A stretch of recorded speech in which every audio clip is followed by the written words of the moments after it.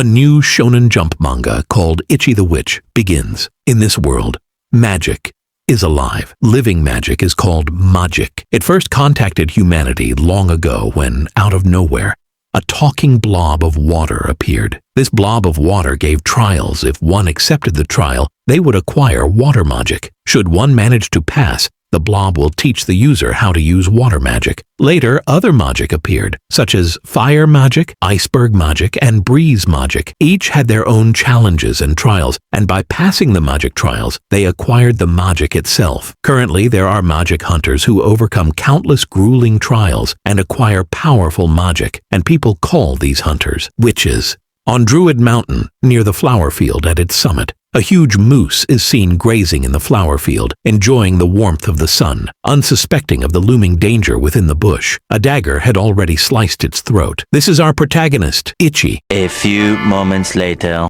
Itchi, having brought the dead moose to the foot of the mountain where a village was located, was met with a mix of emotions. The villagers, upon verifying the death of the gigantic moose, were relieved as they could now cross the mountain safely again. Others, who had been too terrified to venture up the mountain, were excited to finally see the flower fields for themselves. Itchi really did it, a group exclaimed with joy and tears in their eyes. The village elder, awarding Itchi and thanking him for the great accomplishment he brought to the village, smiled warmly. "Sure, no problem," Itchi replied happily. Suddenly a loud thud made Itchi turn to see what had happened. Someone had been blessed by the moose, as poop had dropped onto him. This reminded Itchi of the time he was hunting the moose. He almost squawked, thinking he had been pooped on himself. Relieved, he thanked his 6 hours of lying in wait. It had paid off. Meanwhile, a group of girls in a carriage about to depart said goodbye to their parents, but in the distance, Itchi is seen yelling for them to wait. One of the girls seems excited to see our protagonist. "Are you leaving today?" asked Itchi excitedly as she greeted the girls, who were excited to see Itchi and corresponded with their greetings too. "I didn't know you came down the mountain," said one of the girls. "I did this morning," replied Itchi. The excited girl tells Itchi they are on their way to take the test when they arrive at the capital. "What was that place again?" asked Itchi, trying to recall the place the girls had previously told him about. "No, that's not it," replied the girls angrily in unison. "The name of the place we are going for the test is," said one of the girls when Itchi interrupted her, telling her to forget it since he'll never go there. "Here is a gift for your journey," said Itchi as he handed rabbit's meat and jerky into the carriage. "Take them," he added. This scene shocked, baffled, and surprised the girls. One of the girls, blushing, thanked Itchi, to which our undefeated single protagonist just told her, "No problem." Itchi called out to the girl, and our protagonist ecstatically looked at her as if she were the World Cup. "Are you always going to live on the mountain?" asked the girl. "Everyone in the village adores you, save when you go up the mountain to hunt and live in the village," she said. But our Ballon d'Or single holder of a protagonist declines, saying he still has things he needs to do on the mountain. This answer surprised the girl since she saw the unwavering determination in Itchi's eyes. Handing him something, she tells Itchi to take care, to which Itchi reciprocates. Walking away, our protagonist quickly solidifies his bachelor journey as he waves goodbye to her. The guardian, seeing it as a waste of time, tells her that Itchi sees the world from a different perspective than they do. "Time to go home," said Itchi as he walked towards the mountain. flashback. Recalling when he was 6, he remembered being given a knife and a little bit of food. When the food ran out, no one ever came, and that's when it hit Itchi that he had been abandoned on the mountain. With no means to survive, he drank water from rivers and fed on wild berries, some of which made Itchi vomit. During that time, he started walking day in and day out, desperately trying to survive. When Itchi was on the brink of despair, that's when he realized, what if they hadn't given him the knife to hunt, but rather to slit his throat? Itchi raised the knife, the blade facing his throat. The growling sound caused young Itchi to look towards the source of the growl. Before him was a wolf, ready to rip him apart. His eyes were lifeless, with no glimpse of fear, staring at the growling wolf. Unexpectedly, even to the wolf, Itchi charged towards it, striking it with the knife to the neck. This action even surprised Itchi himself as he clung to life. From that day, that wolf became Uber Eats, delivering itself as fast food. And so Itchi learned the value of life. Since then, He learned how to catch fish, how to forage for edible plants and mushrooms, and in time, Itchi learned that death is necessary for life to hunt. Despite Itchi being fond of the villagers at the foot of the mountain, who treated a vagrant like him well and for which he was grateful, there was something he needed to do. Having survived for so long on the mountain, Itchi had developed a strong sense for combat. He couldn't tell if it was instinct leading him or something else, but the dark pathway on the mountain, which seemed like an abyss, called to him, drawing him in. Beyond the flower field near the mountain peak, Itchi finally found it, staring at the ginormous unnatural figure before him. He could tell it was a creature completely unfamiliar to him. It was unlike anything he had seen or touched before, yet there was no doubt in his mind. It was powerful, and it wouldn't hesitate to kill humans. Instinctively, Itchi reached for his knife, but with one glance at the creature, he turned and ran. The mysterious creature hadn't done anything yet. Probably. He couldn't know whether it had killed humans or even other animals. Death for death. Itchi held on to this belief. If a creature didn't face him with killing intent, then he wouldn't desire to kill it. To him, killing something you don't mean to eat isn't hunting, it's murder. That's a line one should never cross. But if that creature ever harmed a human, turned its fangs on Itchi, and triggered death for death, then everything would change. A psychotic eagerness burned within Itchi. He wanted to hunt it. Not just hunt it. He wished for the creature to trigger death for death so he could. Does this world have an asylum? Bro isn't supposed to be this free. Itchi began setting up pit traps and snares. If that time comes and I get my chance, surely, the creature awakened. "Ha, finally here, huh? Little gnats," it said. The scene switches to a carriage leaving the village.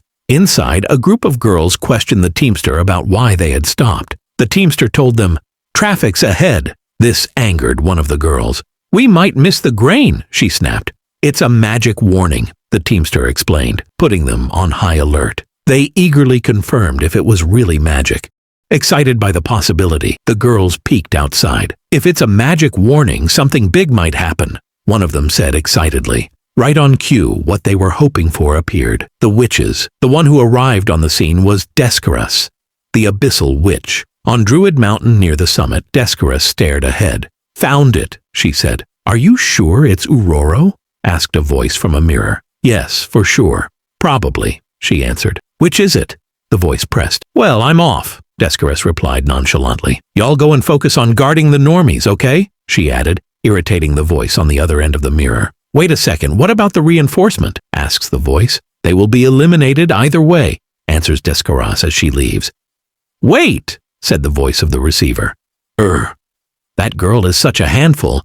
This is Monagold, the Aureate Witch.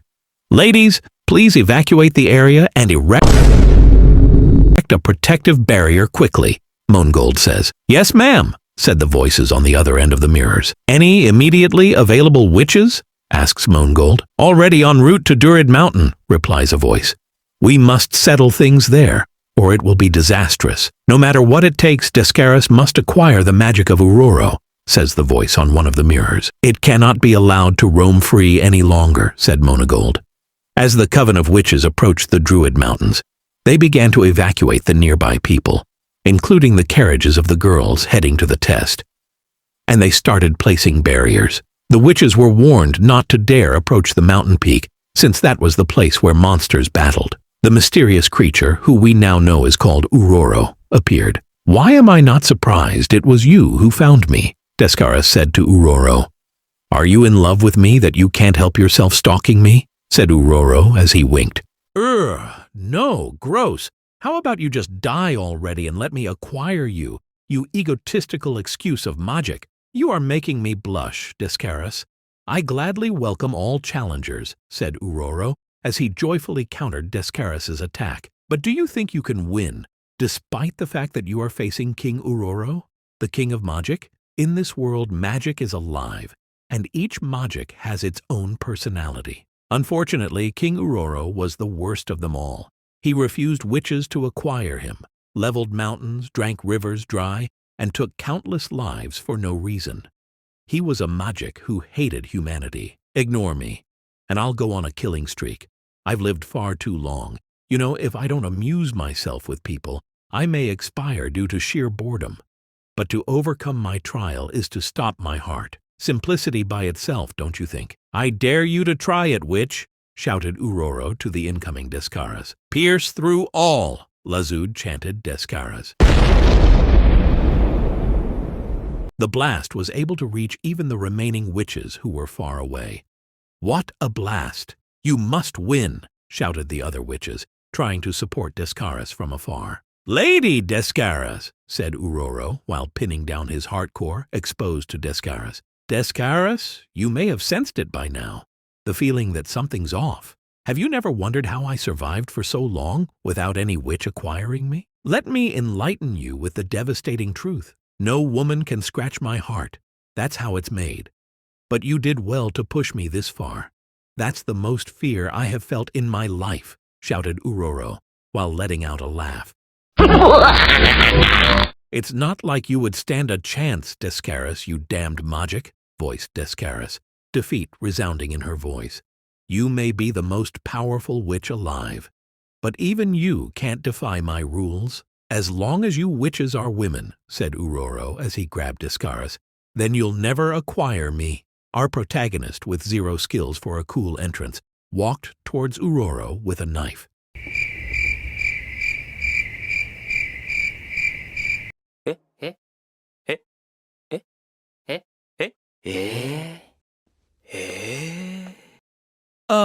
Who are you? Asked Uroro. What rock did you crawl out from under? Itchi responded, Did bro answer a question with a question? You are interrupting my show here, said Uroro. Am I a man? Is this kid mentally unable? Calling it a disability seems to be a praise, thought Uroro. I said I am a man, said Itchi. Uroro felt that by talking to Itchi, he might become illiterate and be struck down. He intended to kill him with one move, but what happened next surprised both Uroro and Descaras.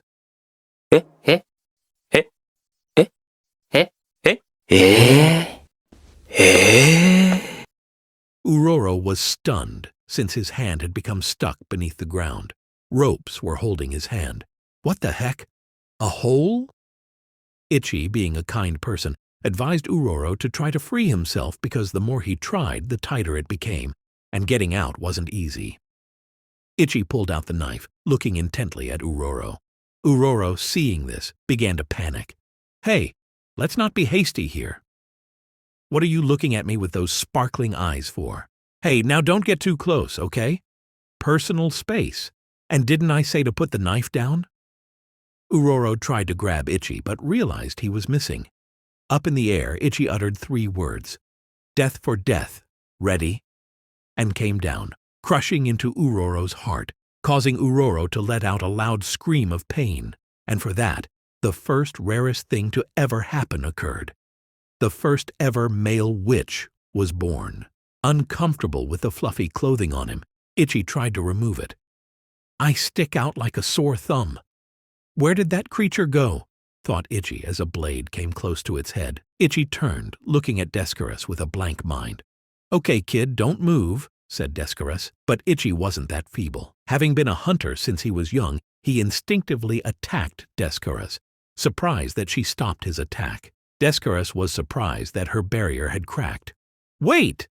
I told you not to move, shouted Descaras. But you seem to want to kill me, said Itchi. What are you, a slicing machine? Reprimanded Descaras. Frustrated by how the situation had unfolded, Descaras told Itchi he was in the worst possible situation and that he shouldn't move or talk and not even dare to use chants. Itchi, remembering the chant Descaras used on Uroro, uttered only half the chant, Lazud. Itchi felt a huge amount of magical power within him, and in the next moment, he instantly annihilated a part of the Druid Mountain Forest in an instant. The explosion left all the witches stunned by the sheer amount of power and force they had never seen before. Side note, in this world, women possess a naturally high aptitude for magic, and only women are capable of wielding it. This is why they are referred to as witches. It is widely believed that men cannot use magic. Even if there were a form of magic that allowed a man to pass its trial, the odds of him successfully acquiring magic would be so minuscule as to be considered impossible.